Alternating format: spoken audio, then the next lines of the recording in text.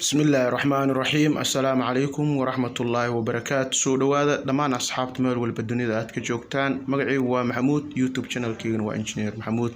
ومركا لي موقال عصب إن شاء الله موقال كان وحينو قادن دونا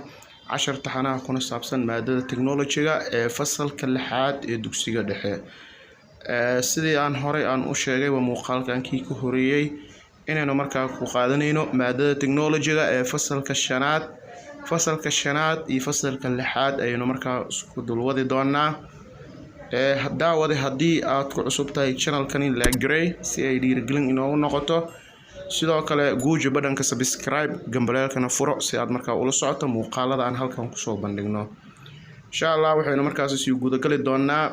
maadada technology-ga ee fasalka lixaad cutubyada markaasi ay ka kooban tahay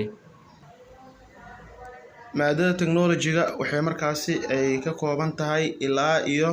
5 cutub ay markaasi ka kooban tahay haddii uu sareeyo saamaxo tusmada markaasi buugga ama cutubyada aan ku qaadan doono waxaa ka mid ah cutubka koowaad waxaan ku qaadan doonaa teknolojiyada iyo nabadda ayaynu ku qaadan doonaa cutubka labaad waxaynu ku qaadan doonaa xog iyo macluumaad ayaynu ku qaadan doonaa cutubka saddexaad isna waxaynu ku qaadan doonaa kombiyuutarka iyo nolosha ayaynu ku qaadan doonaa cutubka afaraad isna waxaynu ku qaadan doonaa noocyada kombiyuutarka cutubka shanaad isna waxaynu ku qaadan doonaa qaab dhismeedka kombiyuutarka maadada markaasi technology-ga ee fasalka lixaad ee dugsiga dhexe waxay markaasi ka kooban tahay 5 cutub ayay markaa ka kooban tahay waxayna markaasi aynu ka bilaabeynaa cutubka koowaad ee maadada technology-ga ee fasalka lixaad ee dugsiga dhexe waana page-ka markaasi koowaad ciwaankiisana markaa wuxuu yahay teknolojiyada iyo nabadda ayaynu ku baran doonaa nabadda iyo amnigu waa baahi uu qof kasta u baahan yahay waa xil saaran qof kasta oo muwaadin ah in uu markaasi ilaaliyo nabadda haddii qof kasta xilkaas qaado waxaa la helayaa bulsho nabad ku nool iyo dal markaasi nabad ah nabi ibraahim calayhi salaam waxa uu allah ka baryay in magaalada maka uu ka dhigo balad aamin ah qaala tacaala وإذ قال إبراهيم رب اجعل هذا بلد آمنا واجنبني وبني أن نعبد الأصنام سورة الإبراهيم أي كجرتا آية مركاسي صدن إيشانات حسوا مركا وقت النبي إبراهيم يري ربي أو كدك بلد كان مكة مد مركاسي النبض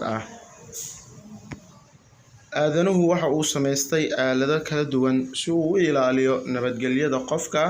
bulshada iyo deegaanka cutubkan waxaa markaasi ku baranaynaa teknolojiyada bani aadamka markaa adeegsado si uu markaasi u ogaado ugana hortago waxyaabaha dhalin karo in nabadda iyo amniga dhib soo gaaro waxaana ka mid ah ahmiyadda nabadda kaamirooyinka ilaalada qalabka markaasi baarida garoomada diyaaradaha ayaa ka mid ah waana markaasi page-ka labaad page-ka saddexaad isna waxaynu ku qaadan doonaa casharka koowaad ayaynu ku qaadan doonaa maadada technology-ga ee fasalka lixaad ee dugsiga dhexe ahmiyadda nabadda waa maxay nabad horta nabad maxay tahay